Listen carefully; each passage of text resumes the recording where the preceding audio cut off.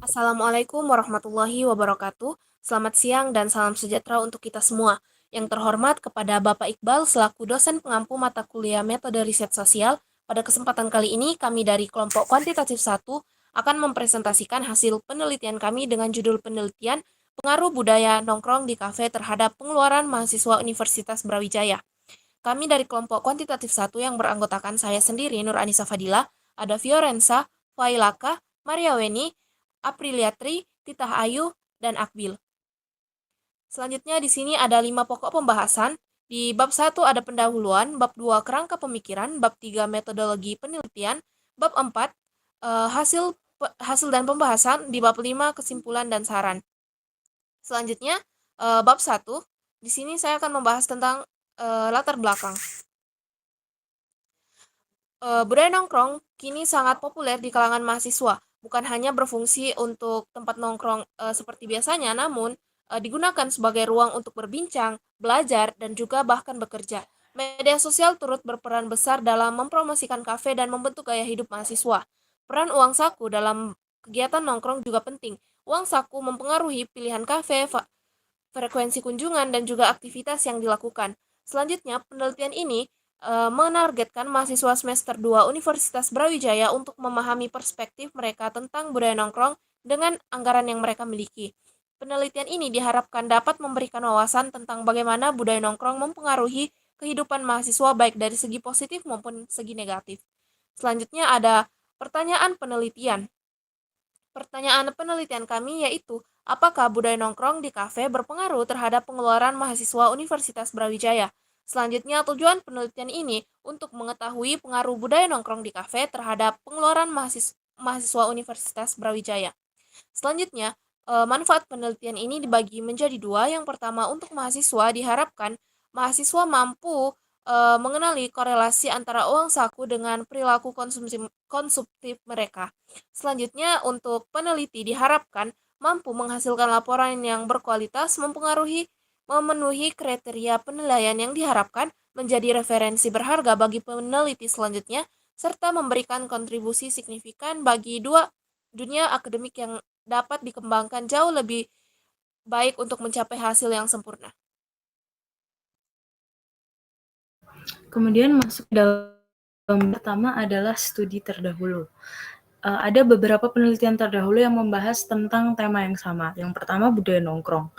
Marbawani dan Hendrastomo menyimpulkan bahwa budaya nongkrong dapat dimaknai sebagai dua hal, yaitu sebagai sarana untuk self-healing dan sebagai media untuk mendapatkan pengakuan sosial.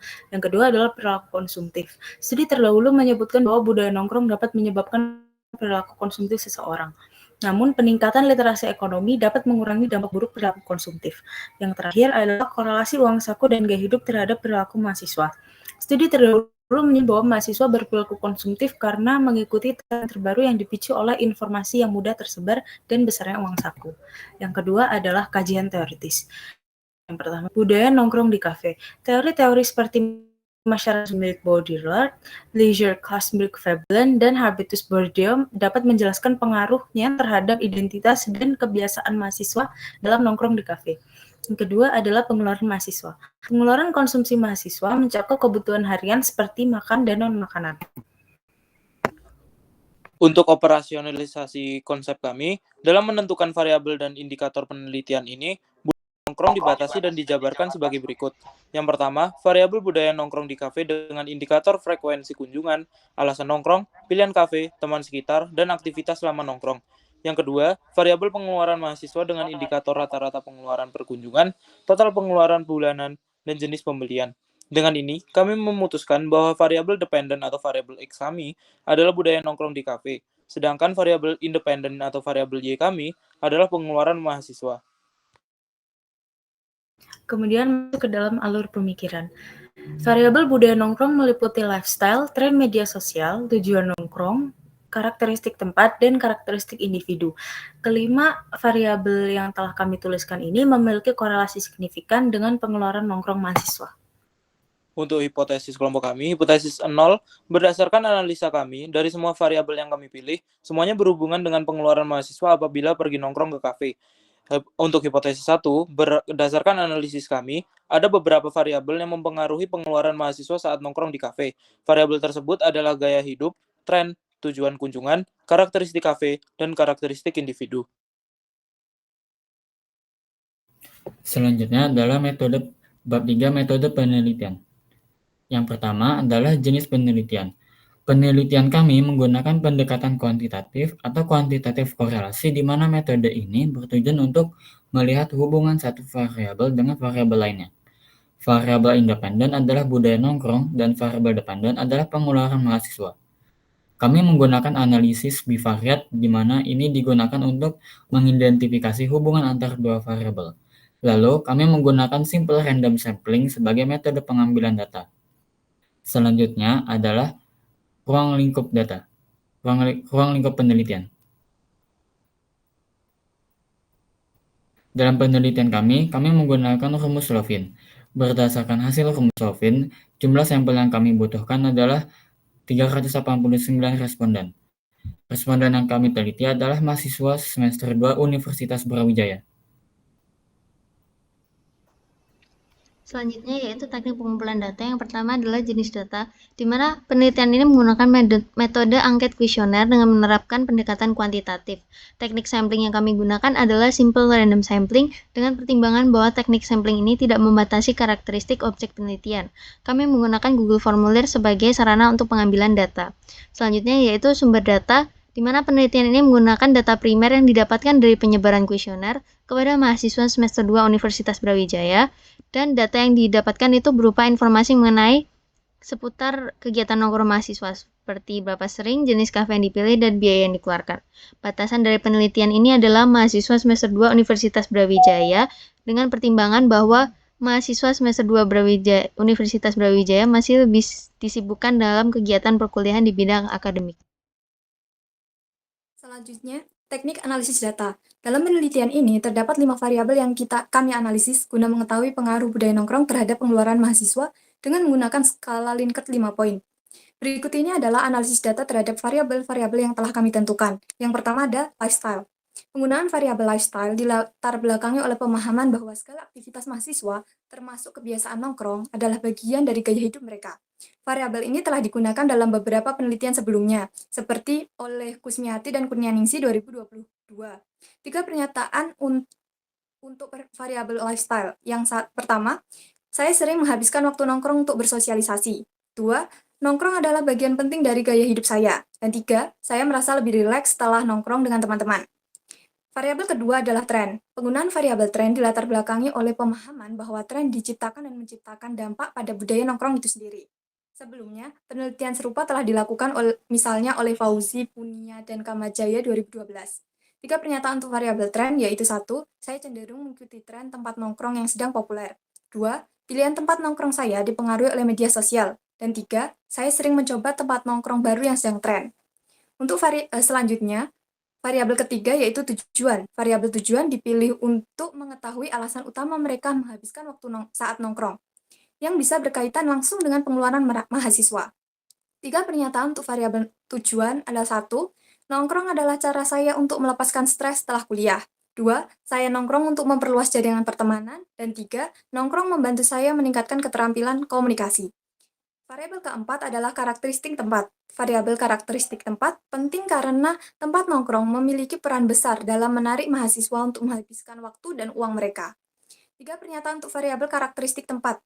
Yang pertama, saya lebih suka nongkrong di tempat yang nyaman dan ber-AC. Kedua, fasilitas Wi-Fi yang bagus adalah salah satu faktor penting dalam memilih tempat nongkrong. Dan yang ketiga, harga makanan dan minuman di tempat nongkrong mempengaruhi keputusan saya. Dan variabel yang terakhir adalah karakteristik individu, di mana variabel ini dipilih untuk mengetahui bagaimana karakteristik individu mempengaruhi kegiatan nongkrong. Dengan memahami karakteristik mahasiswa saat nongkrong dapat memberikan informasi mengenai preferensi individu saat nongkrong dan kafe apa yang dipilih. Terdapat 6 pernyataan dan 2 pertanyaan yang berhubungan dengan karakteristik individu saat nongkrong, yaitu yang pertama, saya sering nongkrong dengan teman. 2, saya merasa nyaman nongkrong dengan kelompok yang sudah saya kenal baik. 3, kepribadian saya berpengaruh terhadap pilihan tempat nongkrong. 4. Saya mengalokasikan sebagian besar uang saku saya untuk kegiatan nongkrong. 5. Pengeluaran mahasiswa untuk nongkrong sering melebihi anggaran yang telah saya tetapkan. 6. Saya merasa pengeluaran untuk nongkrong sebanding dengan manfaat sosial yang didapatkan. 7. Saat pergi ke kafe, range harga menu mana yang biasa Anda ambil. Dan 8. Berapa rata-rata uang yang Anda keluarkan saat nongkrong di kafe dalam kurun waktu 1 bulan. Selanjutnya di bab 4 ada hasil penelitian kami. Dilihat pada diagram yang pertama, sebanyak 132 mahasiswa merasa netral dengan pernyataan saya sering menghabiskan waktu nongkrong untuk bersosialisasi. Selanjutnya pada diagram yang kedua, sebanyak 143 mahasiswa merasa netral dengan pernyataan nongkrong adalah bagian penting dari gaya hidup saya. Selanjutnya di diagram yang ketiga, sebanyak 131 mahasiswa merasa netral dan 136 mahasiswa merasa setuju dengan pernyataan saya lebih merasa rileks setelah nongkrong dengan teman-teman. Selanjutnya yaitu pernyataan saya sering mencoba tempat nongkrong baru yang sedang tren. Terdapat 118 mahasiswa yang setuju dengan pernyataan ini, sama dengan pilihan tempat nongkrong saya dipengaruhi oleh media sosial. Sebanyak 113 mahasiswa setuju dengan pernyataan ini, dan saya cenderung mengikuti tren tempat nongkrong yang sedang populer. Sebanyak 122 mahasiswa merasa netral terhadap pernyataan ini. Lalu, dalam ketiga diagram ini dapat dilihat bahwa mayoritas dari responden setuju terhadap pernyataan nongkrong adalah cara saya untuk melepaskan stres setelah kuliah, pernyataan saya menongkrong untuk memperluas jaringan pertemanan, dan pernyataan nongkrong membantu saya meningkatkan keterampilan komunikasi. Dari ketiga diagram berikut, bisa kami simpulkan bahwa tempat kafe yang ber-AC, memiliki Wi-Fi, dan harga yang sesuai sangat berpengaruh terhadap pemilihan tempat nongkrong bagi mahasiswa.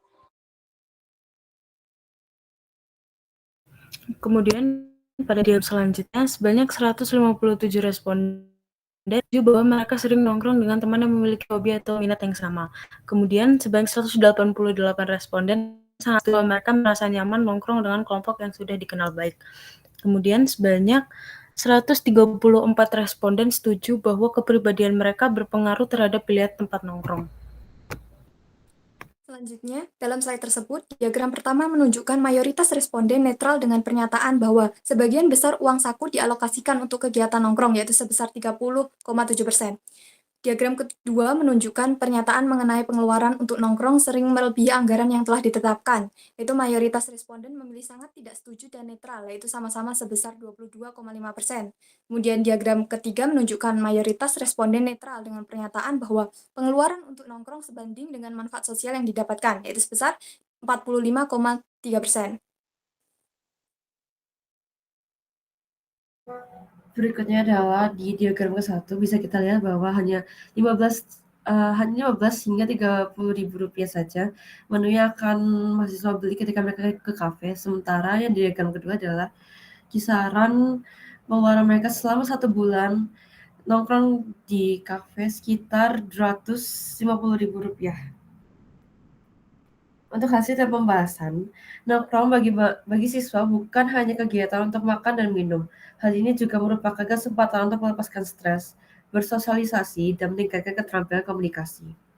Hasil yang didapatkan menghasilkan adanya korelasi antar variabel pengeluaran mahasiswa seperti tren, lifestyle, karakteristik tempat, karakteristik individu, dan lain sebagainya. Tidak hanya itu, faktor penting dalam investasi mereka dalam mengatur anggaran mereka berdampak kepada kesejahteraan psikologis, keseimbangan emosional, dan sekedar diakui secara sosial. Selanjutnya dari bab 5 yang berisikan kesimpulan. Hasil penelitian kami tentang pengaruh budaya nongkrong di kafe terhadap pengeluaran mahasiswa Universitas Brawijaya menunjukkan bahwa korelasi yang diperoleh relevan dan sepadan dengan pengalaman dan keuntungan yang diperoleh. Oleh karena itu, budaya nongkrong di kafe bagi mahasiswa Universitas Brawijaya memiliki dampak yang beragam terhadap pengeluaran mahasiswa. Selain itu, perlu dipahami bahwa budaya nongkrong telah menjadi alat untuk bersosialisasi dengan orang lain untuk membangun hubungan yang kuat dan menghindari ketertinggalan. Akibatnya, ini dapat menghasilkan pergaulan yang sesuai dengan sifat masing-masing orang baik di dalam maupun di luar kampus. Sekian presentasi kelompok kuantitatif 1 yang bertemakan pengaruh budaya nongkrong terhadap pengeluaran mahasiswa Universitas Brawijaya. Terima kasih.